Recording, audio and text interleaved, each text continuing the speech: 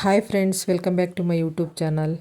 ಇವತ್ತು ಸತ್ಯನಾರಾಯಣ ಸ್ವಾಮಿಯ ನೈವೇದ್ಯಕ್ಕೆ ಮಾಡುವಂತಹ ಸಜ್ಜಿಗೆ ಮಾಡಿ ತೋರಿಸ್ತಾ ಇದ್ದೀನಿ.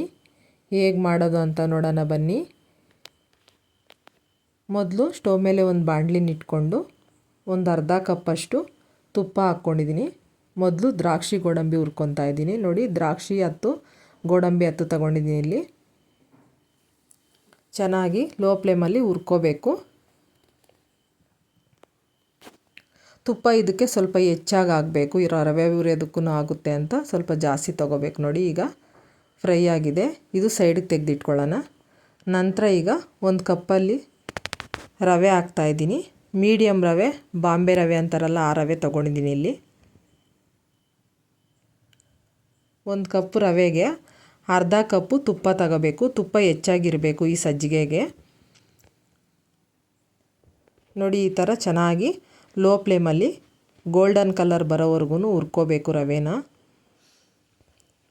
ಸತ್ಯನಾರಾಯಣ ಸ್ವಾಮಿಗಂತೂ ತುಂಬ ಪ್ರಿಯವಾದ ನೈವೇದ್ಯ ಇದು, ಮತ್ತು ಲಕ್ಷ್ಮಿಗೂ ಅಷ್ಟೇ ಇದು ತುಂಬ ಇಷ್ಟವಾಗಿರೋಂತಹ ನೈವೇದ್ಯ. ತುಂಬ ಸಿಂಪಲ್ಲಾಗಿ ಬೇಗನೂ ಮಾಡ್ಬೋದು ಇದು. ನೋಡಿ, ಈ ಥರ ಗೋಲ್ಡನ್ ಕಲರ್ ಬರಬೇಕು.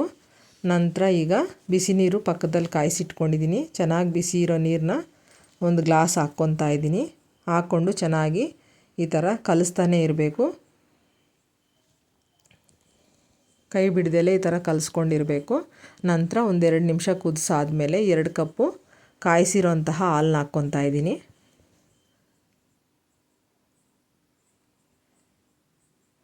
ಹಾಲನ್ನ ಹಾಕ್ಕೊಂಡು ಈ ಥರ ಚೆನ್ನಾಗಿ ಮಿಕ್ಸ್ ಮಾಡ್ಕೋಬೇಕು ಲೋ ಫ್ಲೇಮಲ್ಲಿ.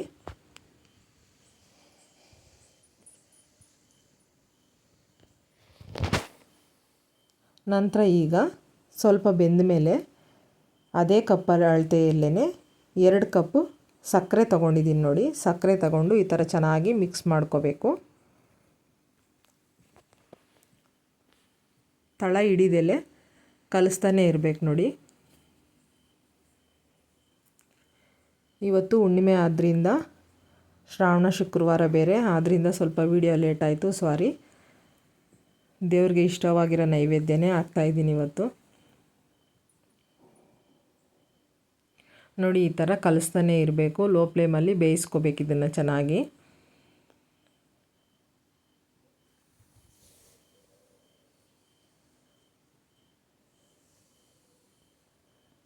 ನಂತರ ಇಲ್ಲಿ 2 ಪಚ್ಚ ಬಾಳೆಹಣ್ಣು ತೊಗೊಂಡಿದ್ದೀನಿ. ಇದು ಹಾಕಲೇಬೇಕು, ತುಂಬ ರುಚಿ ಇರುತ್ತೆ ಮತ್ತು ಫ್ಲೇವರ್ ಚೆನ್ನಾಗಿರುತ್ತೆ. ಇದು ಹಾಕೋದ್ರಿಂದ ಟೇಸ್ಟ್ ಚೆನ್ನಾಗಿರುತ್ತೆ.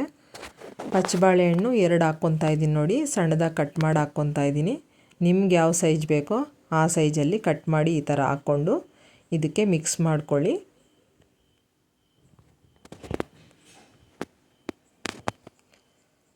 ನಾನು ಡಿಸ್ಕ್ರಿಪ್ಷನಲ್ಲಿ ಹಾಕಿರ್ತೀನಿ ಯಾವ್ದ್ಯಾವ್ದು ಎಷ್ಟೆಷ್ಟು ಬೇಕು ಅಂತ. ಅದೇ ಮೆಜರ್ಮೆಂಟಲ್ಲೇ ಮಾಡ್ಕೊಳ್ಳಿ, ತುಂಬ ಚೆನ್ನಾಗಿರುತ್ತೆ ಟೇಸ್ಟು.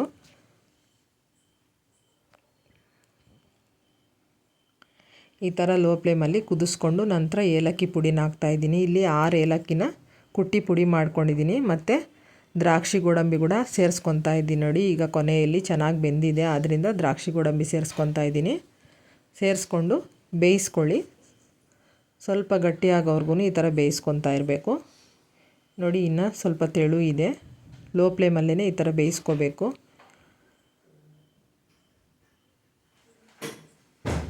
ತುಂಬ ರುಚಿಯಾಗಿತ್ತು. ನೋಡಿ, ಈಗ ರೆಡಿಯಾಗಿದೆ. ಈಗ ಸ್ಟವ್ ಆಫ್ ಮಾಡ್ಕೊಂಡಿದ್ದೀನಿ.